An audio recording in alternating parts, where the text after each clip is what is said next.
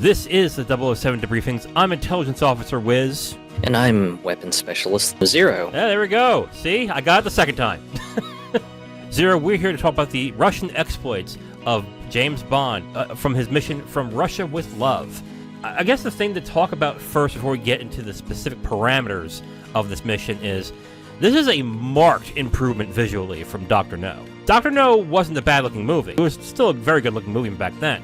But you can tell they had more money to work with in this movie. Oh yeah, I mean, I think the only issue that I saw come up in was for some of the vehicle sequences, the most apparent being the train. It's like a green screen background for like the scenes outside of the train and stuff like that. It's just like, all right, we got more green screen action. Yeah, I mean, to be fair though, they're a lot better than they were in Dr. No. Like I think. Oh yeah. I didn't really catch that right away. It was, I think where I noticed it once was one of the boat sequences. That's when I was like, there it is. And then that was it. The rest of them, I think, were done a lot better at this point. But the visuals are a lot better. They use locations a lot better in this movie. Visually, it is just a huge step up from Dr. No. Why don't we get into our specific parameters? As we did last time, we divide everything into certain sections to figure out where the strengths and weaknesses are from the movie. So let's start with 007, and that is James Bond, played by Sean Connery. I don't know about you, but I think he just took what worked the last time and upped it up a bit, but also worked on the hand-to-hand combat. The rest of it, for the most part, I think is about the same, but better than Dr. No. It's definitely markedly better than Dr. No. It definitely seems like after Dr. No was a hit, that it was kind of like a, hey, you could probably use a bigger budget. Here you go. Right. No, absolutely. But with Connery specifically, and Connery as Bond, what they did in this movie is they made him not just charming with women. I mean, that's a given in this movie already. But also kind of a charmer with the guys, like a man's man kind of thing where he can get along with different types of guys. Specifically, I'm talking about Kareem Bey, who's played by Pedro Almendarez. In Dr. No, he's kind of like a man on his own island. He's the leader. He's just not somebody that deals with the guys all that much unless he's beating them up or ordering them to do something. In this movie, he kind of strikes a friendship, and he works his charms that way, and it shows very well in this movie. They definitely nailed the man's man sort of vibe, and he just seems overall just a lot more personable. The other thing that I will also want to point out is that in this movie, he seems a lot more serious about the mission and a lot deadlier than he would usually be. There are certain things in Dr. No where he's still very nonchalant about things, but in this movie, he seems to be much more focused to where in certain aspects of the film, he does certain things you might not entirely expect unless you've watched all the Bond films and already know what's going to happen. Like, for example, how he interrogates Tanya towards the end of the film. And speaking of women in the film, they definitely really lean into the whole womanizing aspect in this one, especially right at the beginning of the movie. Yeah, I wouldn't say they lean into it too much. I mean, in Dr. No, they were very much on Front Street about it. He slept with, like, I think, 2 or 3 women in that movie. In this movie, he slept with 2, but 1 was for the mission, essentially. So yep. He basically slept with somebody, and they hint towards, I was supposed to be with you, but I had to go to Jamaica for a month, essentially, which is the Dr. No.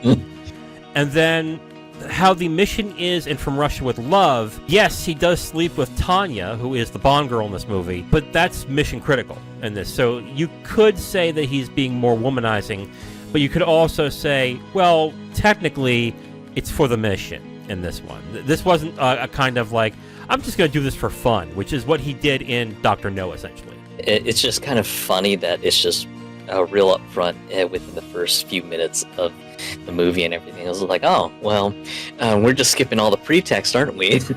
Sure.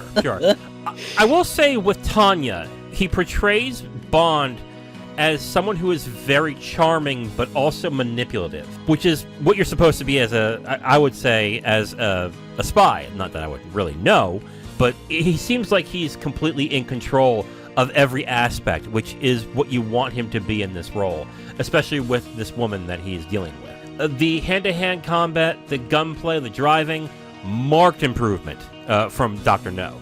And Dr. No, when he was doing hand-to-hand combat, it was more like left foot to right fit, like obviously choreographed.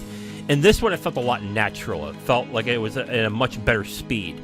And then with gunplay, he was believable as well in this. Like, I think action is another marked improvement for Connery in this. The action choreography just improved, and I think one of the more natural fights was towards the end of the movie on the train car. Mm-hmm. That one felt much more natural. It did not feel stilted. It did not look like, oh, this is totally freaking scripted or anything like that. That was a great fight scene too, with Robert Shaw as Red in that. Like they both pulled that off really well. Like it was an exciting scene. It was fun, and it went through specific stages that were very entertaining. I would say much better than Dr. No with the few fight scenes he had. So, yeah, I agree with you. Absolutely, great fight scenes in this.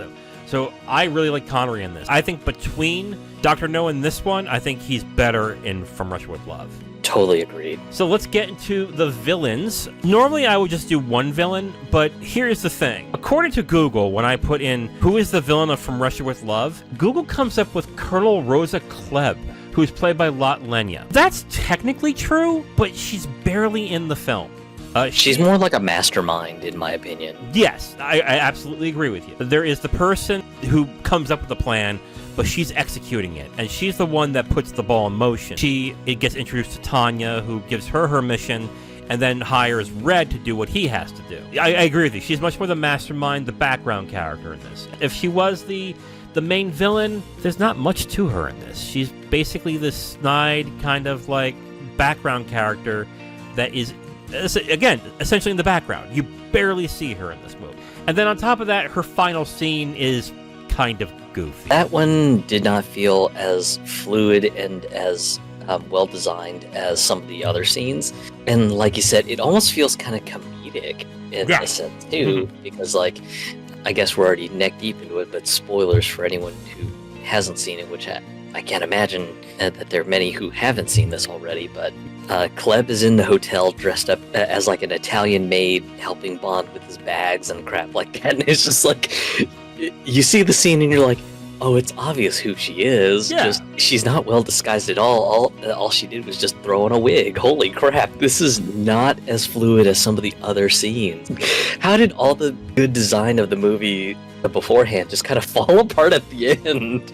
I know, this was incredibly goofy. Not even just with the disguise, but how she attempts to kill Bond, which is with her left foot with a blade full of venom, which I'm like, really? It's like I would understand if she was like a martial arts expert, which would have been even goofier, to be absolutely honest. But like if she was proficient in fighting, then I would have been like, okay, I guess I kind of get it. Or if she was more covert. But in this, it was kind of like, this is really goofy and weird. Just kind of felt off for the rest of the film, because I think the rest of the film, when it came to action, was really good. But to this be the final action sequence, it's kind of like, okay, she was bested with a chair. Great work. That's really good. Kleb, I guess, is the villain, but honestly, the one I want to highlight is Donald Grant, who is codenamed Red, who is played by Robert Shaw. This guy, Red Grant, is actually really good as the villain. He's got the physical build to be intimidating, but he's also deadly quiet. He plays this overarching character that is nearly every scene, but is basically following Bond and Tanya throughout the entire film. And that makes him menacing, and it makes him very engaging to watch. I really like this villain, and when he finally speaks, it's done really well on top of that. So I think this villain is very good. Grant, as a villain, was just, I think, really the big part that I thought was interesting about him as a villain was just the fact that he's just very cunning and clever. Mm-hmm. He almost sort of toys with Bond in a way, because like he has several opportunities to just outright kill Bond, take the lectern, but he doesn't, because The shootout at the gypsy camp would have been just an easy moment for them to just kind of write the film off as, boom, Bond murdered at the gypsy camp, bam, objective completed. But no, he ends up actually saving Bond a few times and shooting some of the assailants. And you just kind of see him sort of plan this masterful plan, and then you get to the end and he pretty much just has like Bond at gunpoint with just a weapon pointed to his head, and it's just like, well, here's my master plan. I was going to kill you and the girl, make it look like a murder-suicide, and then I'll leave some incriminating documents to, cause a scandal with the intelligence community all over the news. And bam, we'll get away with the objective, and your employer's going to be fucking humiliated. And I was just like, wow, what a fucking cunning little bastard. Yeah, no, definitely. This villain shows more about how deadly Spectre is than I would say Kleb would or any other villain, even Dr. No. Like, I think he is probably the best villain to show how deadly Spectre is. I will say, now that you mention him going over everything he was trying to do and what he was about to do, it kind of is like, why would you do that? I guess it's like the typical thing that they do in these Bond films back then, where the villain has Bond almost dead to rights, and then like, by the way, this is what I'm about to do. And I'm like, why? It's like, have him figure it out. That would be much more interesting. But overall, like, great villain in this movie. He is the henchman, unfortunately. But I want to put him under villains because I think he's the most dominant villain in the movie. And I think he's very effective. I think he was really good in this movie. Definitely one of the better Bond villains so far that we've seen. Well, we've only seen two, so... Yeah. So, yeah. All right, let's get to the next one, which is the Bond girl, which is Tatiana Romanov, played by Daniela Bianchi. Leagues better than Honey Rider, which is not hard. But Tanya is already a better character for one specific reason. She has an actual character development. She has motivation throughout the entire film. She is conscripted on a mission who she believes Kleb is a Russian general to seduce and trick Bond into delivering the Lecter and misinforming British intelligence. She will then be eventually saved by Russian operatives. What's interesting about Tanya in this movie, you don't exactly know where she's going in this movie. Like, you learn from the beginning of the movie, which I would want to say right off the bat, which was brilliant in this movie, is that you do not see actual James Bond until 20 minutes into the film. They give you the whole setup of what the villains are doing, which is what Spectre's up to, how they're training their people to kill Bond, and then what they're doing with Tanya. I think that was a brilliant movie. But in this movie, when Tanya is finally introduced to Bond, you don't exactly know where she's going in this movie. Do you really know that she's falling for Bond, or is she manipulating Bond? In some moments in the beginning of the setup, it seems like she's just like, I'm just doing this for the mission. I'm just doing this for the mission. Mm-hmm. But as the movie progresses on, the lines start to blur, and it just seems like more and more she's just like, I really kind of care for him, and I think I'm starting to fall for him. And that was kind of how I felt. See, there's really two ways to think about this. Either it's a good thing that you can't really figure out whether she loves him or not, because that makes her interesting. You don't know exactly if she's just going into the mission and pretending to fall for Bond to manipulate him, or if she actually is falling in love. You still don't know until the very end, which to some people might be a good thing. To others, it might be a bad thing, because then you're saying to yourself, well, wait a minute, the actress isn't giving any visual clues as to where she feels either way, or the writers didn't provide any context, or didn't even feel that was important. I think it's the former. I think it's actually I think they actually did a pretty good job trying to make you guess whether she is falling for him or not. But to be fair, she was easily more manipulative in the beginning. I mean, for God's sakes, she snuck into his bedroom, naked in his bed. It's like, Jesus Christ. I thought about this, like, if that happened to me, I'd be like, oh, I'm being set up. What's going on? I don't know about you, Zero. Like, Danielle Bianchi is absolutely gorgeous in this movie, so I don't know. If a gorgeous woman was just popped up in my bed naked, I'd be like, what's going on here? Then again, I'm not Bond. It's definitely feels like such a manipulation in the beginning, and yeah, I think most men nowadays would probably just kind of trip and go, oh, this feels like a setup. Mm-hmm. Just, am I being recorded? Yeah. Well, if I am, let's go. No kidding. Yeah. I don't know about you. I thought this was a really good Bond girl. I really liked Bianchi as Tanya in this, and I really like the character of Tanya in this as well. League's better than Honey Rider. Again, not hard. Because she is a constant in the film, and she honestly is a likable character as well. I kind of buy into her throughout the entire film as well, even when Bond is kind of being a shithead to her at times. I actually really like this Bond girl. Overall, just like you said, she's a massive improvement over Honey Rider that doesn't have like much intelligence about her, and unfortunately it's not hard. It's kind of like shooting fish in a barrel. Yeah. One more thing before we get back to the next one. I like how they made a differentiation in beauty in this, because Honey Rider was very much the voluptuous young girl with low-cut clothing showing off her body. Tanya is much more conservative. She's much more of a classic beauty, where she looks good, dresses good, and is just an overall gorgeous woman. Whereas Honey Rider, yes, very attractive woman, but was more about her body, I would say. The movie specifically, because they would purposely have scenes where she was in a two-piece, where you see a lot of her butt. You at least see her breasts a bunch in the movie. She's showing off her body a lot more. Bianchi doesn't in this movie, but I think it's much better for the character, I would say, and much better for the distinct types of differences you would have in Bond girls. So let's get into the action for From Russia with Love. Another huge improvement. Another one. The action in this was very good. Like we mentioned at the beginning, the budget was increased, I think, by another $1 million in this movie. And back when this was made, that's a lot of money. There's a lot of different locations that they go through. It becomes a Bond staple after a certain point. You have the gypsy camp, you have the buildings, you have the train sequence, which was really good, Venice. Like, you have all these different locations that really makes Bond more into a much more glamorous, and I don't know how else to put it, but the globetrottingness of the action makes it much more engaging, unlike Dr. No, where it was really just set in one specific location. And when you mentioned the budget and everything, for anyone who wants perspective, the extra $1 million in 1963's currency would be the equivalent of getting an extra $9 billion or $9 million in today's money. Yeah, I was gonna say inflation is not that bad. I was like, $9 billion, what?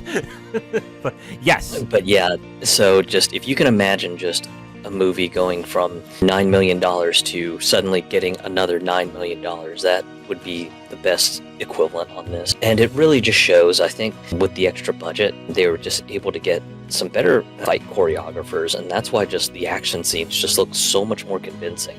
They seem a lot more natural. They don't seem stilted, kind of like how they were in Dr. No. And I think I mentioned it in last week's episode. The fight scenes in Dr. No looked like the corny fight scenes that you would see in the Star Trek TV show. And this one, it just seems like it's a definite improvement, that it just feels like you're seeing just really, really intense hand-to-hand combat. And the exemplar of the entire movie is, in my opinion, the train car fight scene. That one was just really damn good. Yeah, the fight scene between Shaw and Connery in the train sequence was really good. And the way it was shot was very good too. It was claustrophobic, and yet they had enough space in there to work and make it seem believable. It was just a really good fight sequence. I agree with you. The hand-to-hand combat is really good. They have more choking, fist fights. There's a lot of multi-actor fight sequences too. That's the one thing I think that Dr. No really didn't have, is that when Bond was fighting somebody, it was the classic one person stands back while the other fights. Oh, that guy's done, the other guy steps up. And this one, they all seem to like choreograph all together, and it becomes a much more dynamic fight scene. I think the gypsy camp is a great example of that, where a lot of things are going on at once, and the choreography in that is just really well done. Another example is like the explosions, the fireworks, the gunplay in this movie. Tons better in this as well. A lot better. There really wasn't much in explosions in Dr. No, but in this movie, they definitely upped the special effects budget in this, and it really showed, and it looked really good. Overall, just love the action scenes so much more in this movie compared to Dr. No, just from the fact that it just looks better. Yeah, definitely. The action is a marked improvement. If I were to rate it like Dr. No was like a 5 out of 10. This would be an 8 out of 10. Like, it's just a drastic improvement. Really good. Next one, which I don't think will have the same feelings on, is the Spycraft. I think they kind of took a step back on Spycraft in this one. But I think there's a good reason why. Because this is much more of a cat and mouse movie. In Dr. No, they've highlighted how Bond likes to manipulate scenes and make traps. In this one, Bond is being trapped constantly. He's being tracked. He's being set up a lot of times in the movie. I guess in this case, it makes sense that maybe the Spycraft elements aren't as good. But to be fair, if we're going to look at it in that way, I think the Spycraft is kind of a miss in this one. It definitely not too much on kind of like the cleverness of the Spycraft. It's just kind of more Bond is constantly being chased after, being tailed, and just constantly having to be on the back step instead of being on the advance and everything. And it isn't until towards the end where he finally gets to advance forward and just take the offensive. Unfortunately, I think that's where this movie falls a little bit short, where Dr. No is fantastic with the Spycraft. This one is a bit weaker, unfortunately, for that fact. And the other part of it is this movie also starts to debut the Bond gadgets. Yes. Because, like, you've got Q in the beginning going, hey, so here's this little, like, explosive cartridge that's tied to a briefcase. If you close it with this canister activated, it becomes a gas grenade. So, you know, just be careful when you use it. And I was just like, so this is where all the gadgets start kicking in. Yeah. You know what? I liked it because not only was it clever, but it was practical too. Like, I can look at this and go, I can see somebody who's really good at engineering stuff can pull this off. I can see that. And that's actually pretty cool. It wasn't until later where they start getting to, there's lasers, my wristwatch that will burrow a hole into somebody's skull. I'm like, okay, that's not realistic at all, but okay. I kind of like the gadgets in this one, and I do like how they introduce Q, who is played by Desmond Llewellyn. I guess in later Bonds, he becomes much more of a showy role. I do like how they use the gadgets in this movie. I do agree with you there. So, yeah, I mean, it's not bad. It's just kind of so this is where it all starts. But yeah, sure. Just the gadgets in this movie are definitely more on the clever side. But clever, I think, is better, because when it starts getting to the fantastical is when you're like, okay, so these are just win buttons. You know, these aren't like, this isn't like a clever way for Bond to get out of a jam. This is, okay, I just have to press the button that's on my right sleeve, then they'll blow up, which is what they become later on down the road. Overall, I think the Spycraft in this is a little different from Dr. No. It's good, but not as good as Dr. No. But then, again, you mentioned they introduce the gadgets that will become a later staple for Bond. So it's kind of a wash for me. So I think Dr. No is better in this, but the introduction of gadgets is cool. It's definitely not a bad thing, but yeah, the gadgets, at least in this movie, are on the clever side, which is good, because I just hated like some of the Bond movies where they just go so heavy with the gadgets and everything that they end up, kind of like you said, they kind of end up becoming a literary deus ex machina, where it's just like, Bond is in an unwinnable situation, time to break out that gadget and immediately win. Yeah. I guess you can say that the way the gadget is used in this movie technically could be that, but I think it's actually much better done in this. Bond gets clever about it because he kind of lures villain in and says, hey, how much are they paying you? They're probably paying you a pittance, right? I've got some gold in my briefcase, and I could probably pay you more. And of course, just Grant's kind of like scoffing at him, going, you couldn't afford to pay me. It was like, try me. If you want proof, just open that briefcase there. And then, of course, just like Bond's word, there's a whole bunch of gold in there. And of course, just his eyes are just kind of going, oh man, I think I hit the pay dirt. And then Bond gets clever and he's just like, yo, there's more of that in the other briefcase. And the briefcase already has the canister activated. And I was just like, oh, that's a clever play on how to use the briefcase. That is pretty damn good. What do you think of the Spycraft? Better on Dr. No or better From Russia with Love?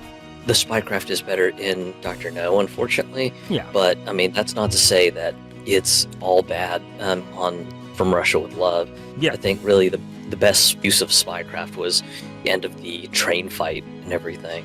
Okay, so our next one is sex appeal. Basically, I think the sex appeal really goes into the relationship between Bond and Tanya. And I think it's more about the dynamic that we mentioned on Tanya when it came to the Bond girl section. The whole question is Tanya falling for her or playing Bond in this movie? Is she manipulating Bond or is she in love with Bond? And that question begets another question. Is the movie sexy because it's a power fantasy of a man turning his potential enemy into an ally by the sheer will of his masculine sexual prowess? Or is it sexy because the woman is seducing the man by becoming compliant and submissive while acting and dressing sexy? So is this the woman manipulating Bond, or does Bond have a golden penis?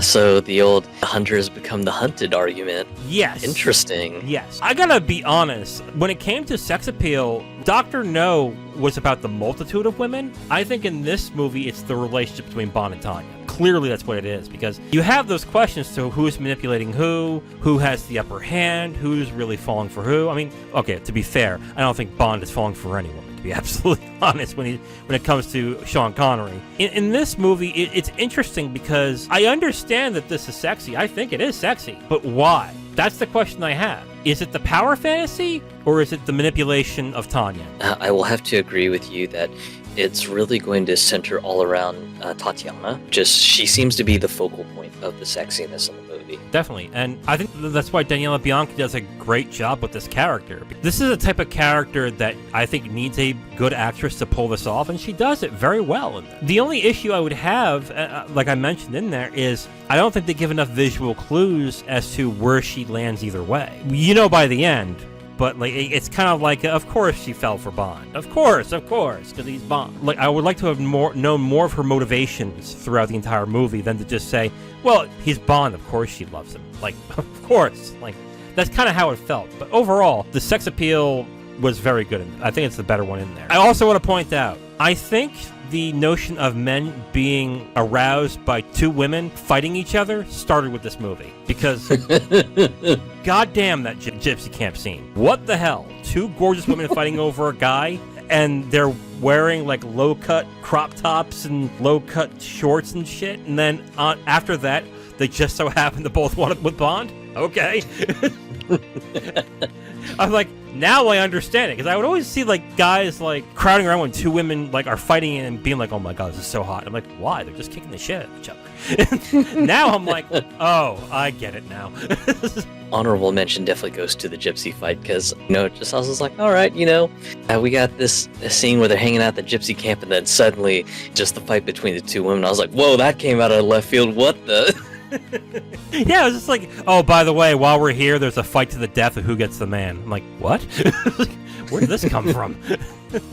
And then when you see it, like, whoa, okay.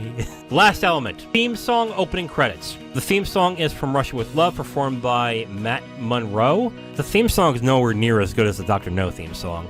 I mean, that kind of is a given. It's fine. The song is kind of a miss for me, to be absolutely honest. The end of the movie has the crooning part of the song, the actual words, and it's kind of doesn't fit with the rest of the movie. When it comes to the song itself, it's kind of like, I don't really feel it. This is one of the few times that the Bond song just wasn't great. It wasn't catchy. It didn't really grab my attention at all. And the opening scene where you've got like the credits being projected on belly dancers, I was just like, wow, this is just kind of incredibly just distracting and just kind of all over the place and everything.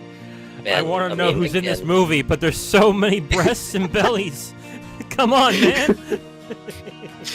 And I think that's mostly because just with the more modern Bond films, they do kind of clearly show the credits for the intro credit roll, and I guess that's something that may be kind of a modern Bond invention, but for this one, it was just kind of a, wow, this is kind of flashy and all over the place. Whereas just a lot of the Bond movies that I quite like, the credits are visually interesting, but they don't completely just absolutely destroy the intro credits. At least that's my take on it. That's the thing with me, though. I thought the opening credit sequence was actually really good. I liked the lighting of it. I liked the way it was shot. I think it's clever how they did that sequence with the belly dancers and how they imposed the light onto the flesh of the ladies in that sequence. And it also fits with the movie because it's much more of not just a romance, but a more sexualized story, because it is about Bond or Tanya manipulating them by using their sexual prowess. So I actually thought that was really clever and well done with the sequence of the opening credits, but I just don't like the song. I think the song's bad. I like the opening credits, don't like the song, and I think you just don't like either. Is that what you're saying? Yeah. Okay, good enough. Okay, Zero, so conclusion time. Go ahead. What is your conclusion from Russia with Love? Overall, I still think it's a good movie, even if the Spycraft is a little weak. But I think mostly it's because of the fact that just story-wise, it's interesting because you've got sort of this, like, who's manipulating who sort of dynamic between Bond and Tatiana. And then just the significant improvement on the action sequences. It just feels so much better when the action sequences happen, and they don't seem stilted, which I've made mention multiple times in this review and everything. But yeah, I would say it's definitely worth a watch. Yeah, this movie is a marked improvement on nearly every aspect of Dr. No. Like you said, the action's great. The way that it's shot is better. The locations that you was a marked improvement. Connery with fist fighting, the action itself is really good. Robert Shaw as the assassin was really good in this movie. Danielle Bianchi as Tanya was another really well done role, despite the fact that I think the character could have been a lot more interesting if they gave her more depth. It is just a stark improvement on Dr. No, which is what you want to see in a sequel. You want the sequel to have elements of the first movie, but drastically improve on them, which is what From Russia with Love did. It has always been one of my favorite Bonds, and I was glad to see it again because it was so entertaining and so fun. It was just a really enjoyable film. All right, Zero, mission accomplished? Yeah, mission accomplished. Mission accomplished as well for me for From Russia with Love. Now, if you want my full review on this movie, you can go to my website at IamTheWiz.com. You'll have my full written review right on the site, along with a link to the video that has this review that you've just listened to. Thank you for listening to this review. If you want to know what we're reviewing in the next couple of days, you can look on the screen right now to see what's coming up next. If you like what you heard, go ahead and leave a like on this video. If you want to discuss your opinion on the film or the review itself, please leave a comment. And if you want to hear more, subscribe to the channel. Thank you again for listening. I will talk to you next time.